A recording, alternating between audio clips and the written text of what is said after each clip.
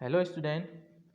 आज हम class 7 SST social study का ज्योग्राफी का फर्स्ट चैप्टर स्टार्ट कर रहे हैं। जी हाँ, ज्योग्राफी भूगोल का फर्स्ट चैप्टर स्टार्ट कर रहे हैं जिसका नाम है और इन्वायरमेंट। क्या नाम है? और इन्वायरमेंट, हमारा पर्यावरण या हमारा वातावरण। ज्योग्राफी का ये फर्स्ट चैप्टर है सोशल स्टडी का। तो चलिए स्टार्ट करते हैं। इन्वायरमेंट, पर्यावरण या वातावरण। हम अपने आसपास को जो इन्वायरमेंट है वो दो टाइप्स का देखते हैं। सबसे पहला नेचुरल इन्वायरमेंट और दूसरा कौन सा? Man made environment. ये टू टाइप्स के इन्वायरमेंट हम अपने आसपास देखते हैं। नेचुरल इन्वायरमेंट किसे कहते हैं और मैन मेड इन्वायरमेंट किसे कहते हैं? नेचुरल इन्वायरमेंट ऐसा इन्वायरमेंट या ऐसा पर्यावरण जो प्रगति रूप से हमको मिला हुआ है, जिसमें हमारा कोई योगदान नहीं है।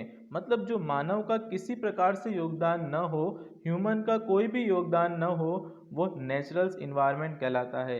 जो प्रकृति की देन होती है, प्राकृतिक रूप से हमको मिलता है, वो इन्वायरमेंट नेचुरल इन्वायरमेंट कहलाता है। इसके एग्जाम्पल्स आप देख रहे हो, माउंटेन, एनिमल्स, ट्री, रिवर्स, ये सभी जो हैं वो नेचुरल इन्वायरमेंट कहलाते हैं। माउंटेन, एनिमल, ट्री और रिवर्स, ये सभी नेचुरल इन्वायरमेंट हैं। आप देख रहे हो इसके अंदर किसी प्रकार से मानव का या ह्यूमंस का कोई रोल नहीं होता है, यह प्रकृति की देन है। और दूसरी तरफ अगर हम बात करें मैन मेड इन्वायरमेंट की, मैन मेड मानव द्वारा निर्मित, पीपल द्वारा निर्मित, ह्यूमन द्वारा निर्मित इन्वायरमेंट कहलाता है। तो ऐसा इन्वायरमेंट, ऐसा वातावरण जो मानव ने बनाया हो या मानव ने निर्मित किया हो, तो ऐसा वातावरण जो हम देखते हैं, ऐसा इन्वायरमेंट जो हम देखते हैं, वो मैन मेड इन्वायरमेंट कहलाता है। इसके एग्जाम्पल्स देखें, रोड, कार, बुक्स, क्लोथ। ठीक है, रास्ते, गाड़ियाँ, बुक्स किताबें और क्लोथ्स कपड़े, ये सभी जो हैं वो मानव द्वारा निर्मित है। जी हाँ, मानव द्वारा निर्मित चीज़ें क्या कहलाती है? मैन मेड इन्वायरमेंट कहलाता है। और जो प्रकृति की देन होती है, जो प्राकृतिक रूप से हमको मिलता है, जिसमें मानव का कोई रोल नहीं होता है, ह्यूमन का कोई भी रोल नहीं होता है, वो नेचुरल इन्वायरमेंट कहलाता है।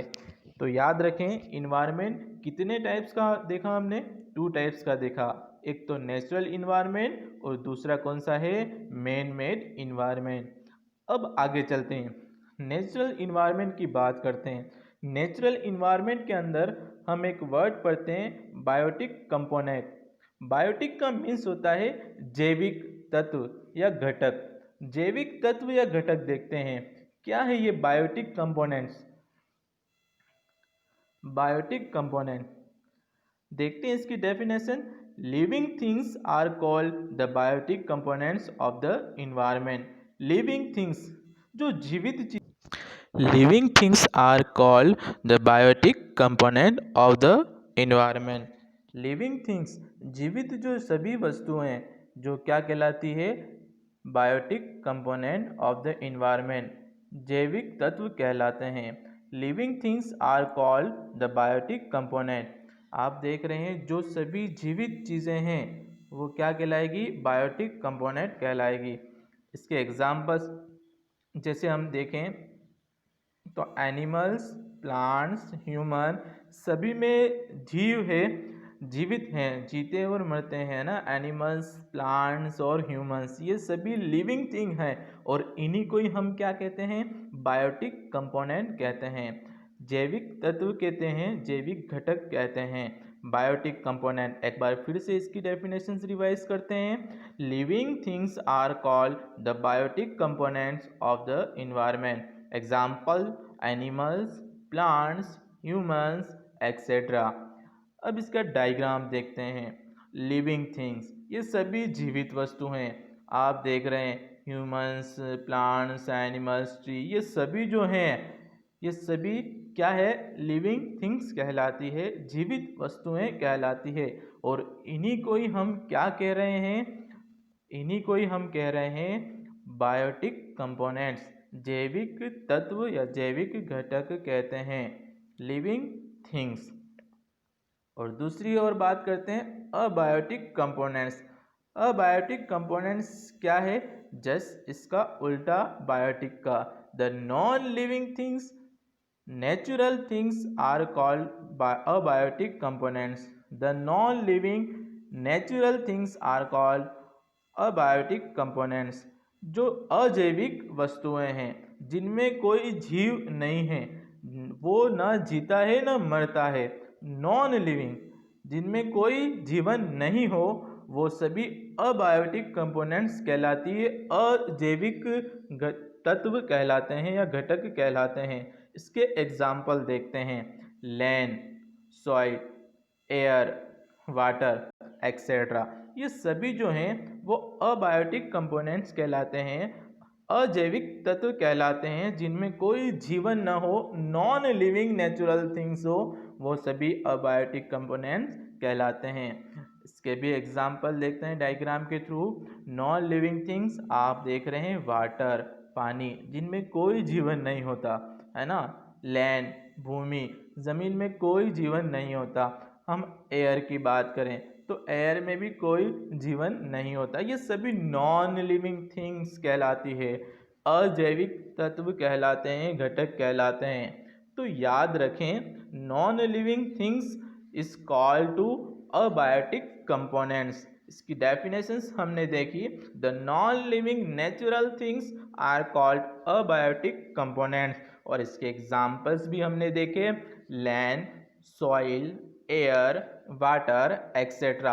और उसका जस्ट उल्टा हमने देखा, biotic components. Living things are called the biotic components of the environment, और उसके एग्जाम्पल्स हमने देखे, एनिमल्स, प्लांट्स, ह्यूमन एक्सेट्रा। तो ये दो चीज़ें हमने नेचुरल इन्वायरमेंट के अंदर देखी। अब हम बात करते हैं दोनों के अंदर डिफरेंस। आपको इस डायग्राम के अंदर आसानी से नज़र आ रहा है। आप देख रहे हैं एक तरफ बायोटिक है और दूसरी तरफ अबायोटिक कंपोनेंट्स है।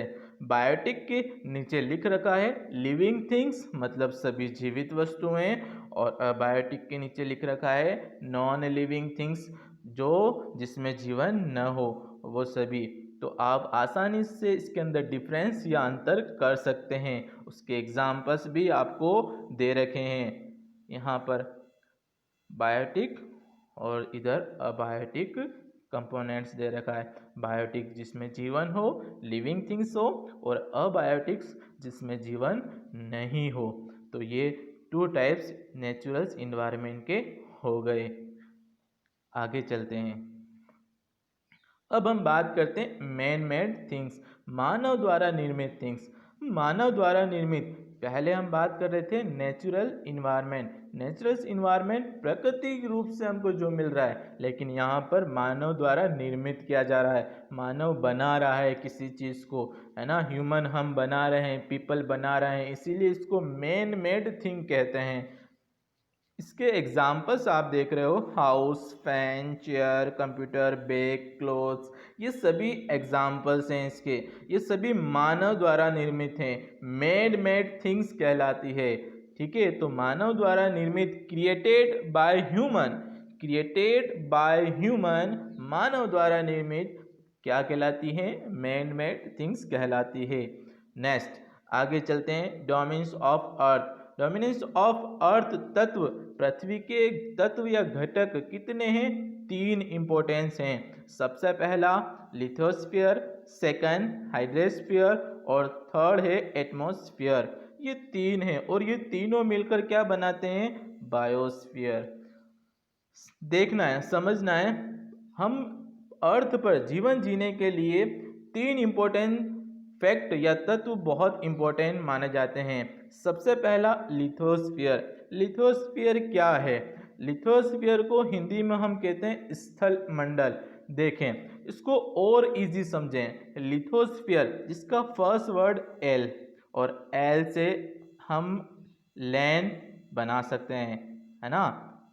लैंड मीन्स भूमि, और भूमि तो स्थल, तो लिथोस्फीयर का मीन्स क्या हो गया? स्थल मंडल, मतलब भूमि वाला जो मंडल है, जमीन वाला जो पार्ट है, वो क्या, कौन सा कहलाता है? लिथोस्फीयर कहलाता है। हाइड्रोस्फीयर हाइड्रोस्फीयर ऐसा पार्ट जो पूरी तरीके से किससे घिरा हुआ हो, वाटर से घिरा हुआ हो, पानी वाला पार्ट। जी हाँ, वाटर वाला जो पार्ट है हमारी अर्थ पर, वो पूरा पार्ट कौन सा कहलाता है, हाइड्रोस्फीयर। और एटमॉस्फेयर, यह ए से एयर, और एयर किसको कहते हैं हम, हवा को, और हवा को और वायु भी कहते हैं, तो एटमॉस्फेयर वायुमंडल कहलाता है।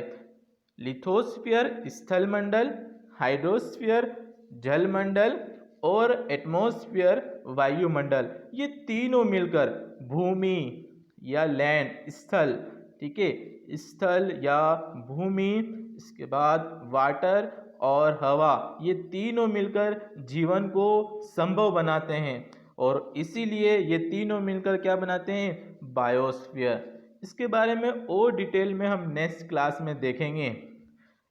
अब हम बात करते हैं, एक डायग्राम में आपको बताया हुआ है हाइड्रोस्फीयर, ये वाटर वाला जो पार्ट है वो हाइड्रोस्फीयर कहलाता है। एटमॉस्फेयर एयर, और लिथोस्फीयर जो अर्थ का स्थल भूमि वाला पार्ट है वह कहलाता है, और ये तीनों मिलकर क्या बनाते हैं, बायोस्फीयर बनाते हैं।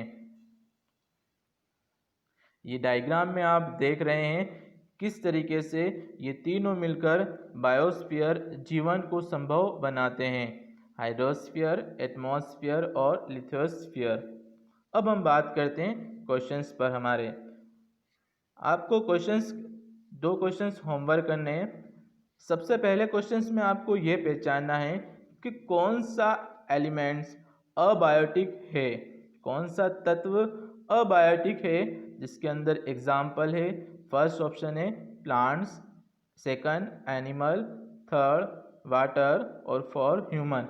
इनमें से आपको पहचानना है कौन सा अबायोटिक एलिमेंट है, और सेकंड क्वेश्चन से बायोटिक और अबायोटिक एलिमेंट्स को आपको डिफाइन करना है। Thank you.